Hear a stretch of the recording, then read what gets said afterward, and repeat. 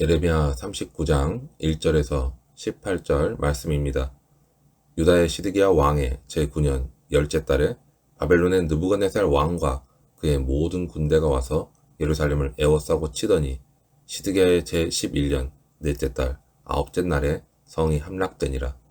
예루살렘이 함락됨에 바벨론의 왕의 모든 고관이 나타나 중문에 앉으니 곧 네르갈 사레셀과 삼갈 네부와 내시장 살스기민이 네르갈 사레셀은 공중장관이며 바벨론 왕의 나머지 고관들도 있더라.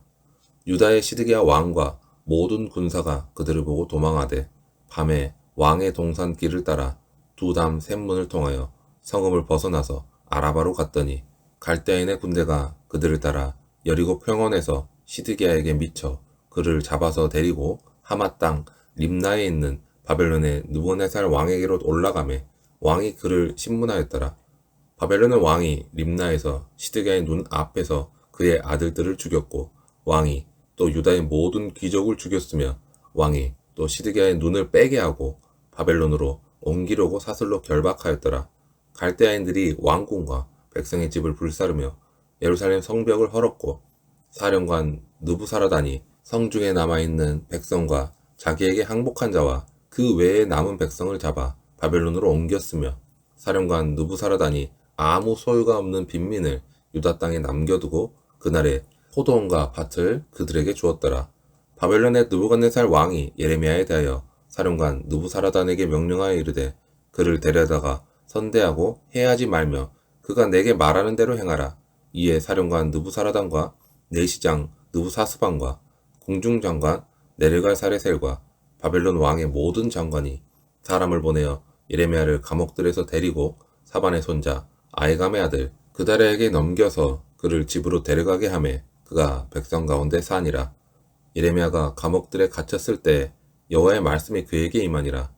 이르시되 너는 가서 구스인 에벤멜렉에게 말하기를 만군의 여호와 이스라엘의 하나님의 말씀에 내가 이 성에 재난을 내리고 복을 내리지 아니하리라 한 나의 말이 그날에 내 눈앞에 이루리라. 여호와의 말씀이니라. 내가 그날에 너를 구원하리니 내가 그 두려워하는 사람들의 손에 넘겨지지 아니하리라. 내가 반드시 너를 구원할 것인즉 내가 칼에 죽지 아니하고 내가 노력물같이 내 목숨을 얻을 것이니 이는 내가 나를 믿었음이라. 여호와의 말씀이니라 하시더라. 하나님의 말씀에 불순종한 결과로 죽음보다 더한 고통을 맛보는 시드기야 왕과는 다르게 감옥에 갇혀서 죽을지도 모르는 상황 속에서도 하나님의 말씀을 믿음으로 끝까지 선포한 예레미야는 바벨론 왕 느부갓네살의 배려로 감옥에서 풀려나 자유를 얻게 됩니다. 많은 사람들이 칼과 기근과 전염병에 죽거나 바벨론의 포로로 끌려가는 긴박한 상황인데도 예레미야는 감옥에서 풀려났을 뿐만 아니라 그곳에 남겨진 백성과 함께 자유롭게 거할 수 있는 특권을 누리게 된 것입니다.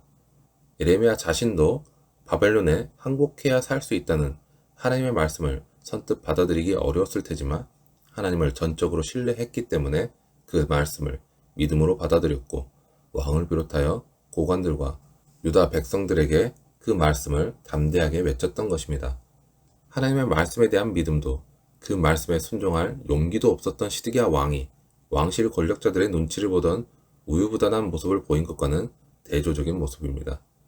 그리고 결국 예루살렘은 바벨론의 포위 공격에 18개월 만에 무너지게 됩니다.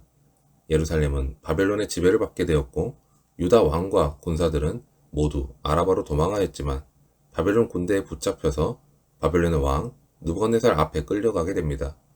예레미야가 전한 말씀을 듣고도 머뭇거리며 순종하지 않았던 시드기야는 눈앞에서 아들이 죽임당하는 것을 보아야 했고 두 눈이 뽑히고 사슬로 결박되어 끌려가는 수모를 겪어야 했습니다. 그는 만약 자신이 바벨론에게 항복하게 되면 먼저 바벨론에 항복한 자들이 자기를 조롱하지 않을까 걱정하며 바벨론에게 항복하기를 거부하다가 결국 이렇게 비참한 최후를 맞이하게 된 것입니다. 그가 예레미야에게 여호와의 예언을 구하는 것을 보면 하나님의 말씀을 완전히 무시하지는 않았지만 그렇다고 해서 말씀에 대한 확신이 있었던 것도 아니란 것을 알 수 있습니다. 하나님의 말씀과 다른 사람들의 주장과 자신의 인간적인 바람 속에서 갈등하다가 하나님의 말씀을 저버린 것입니다. 교회를 다니는 사람들 중에서도 하나님의 말씀에 관심을 가지고는 있지만 순종하기 위해서 자신의 뜻을 포기하지는 못하는 사람들이 있습니다. 너무나 안타깝지만 그러한 믿음으로는 말씀의 열매를 맺기가 어렵습니다. 성경에 기록된 수많은 믿음의 선조들이 보여주었던 것처럼 자신의 욕심과 뜻을 내려놓고 하나님의 말씀에 순종하라는 믿음이 있는 자만이 하나님께서 약속하신 것에 받아 누리고 구원의 열매를 맺게 됩니다. 하나님의 말씀을 거절했던 자들과 머뭇거리며 순종하지 않았던 자들은 결국 시드기야처럼 비참한 최후를 맞이하게 됩니다. 심판은 정확하게 실현되었습니다. 하나님을 믿지 않는 많은 사람들이 죽거나 사로잡히게 되었고 파괴되었고 포로로 끌려가게 됐습니다. 그리고 거의 600년이 지나고 동일한 장소에서 동일한 심판이 선언되었습니다. 예수님의 경고도 예레미야의 경고와 비슷했습니다. 인간의 죄, 하나님을 모르는 죄로 인해 타락과 나태, 그리고 죄악과 불의에 대한 징계의 말씀이었습니다. 하나님께서는 불의와 불법에 진노하시며 심판을 하십니다. 우상을 섬기고 자신의 정욕대로 살아가고 하나님 두기를 싫어하는 마음을 심판하십니다. 우리에게 주시는 심판도 크게 다르지 않습니다. 우리가 헛된 것을 추구하고 죄악을 따르며 하나님 말씀대로 살지 않으면 우리도 심판을 피할 수 없습니다. 예수 그리스도를 통해 계시하신 복음은 모든 사람을 양이든지 염소든지 둘로 영원히 나눠지게 합니다. 성도는 복음을 믿고 그 말씀에 순종함으로 복음에 합당한 삶을 사는데 모든 것을 걸어야 합니다.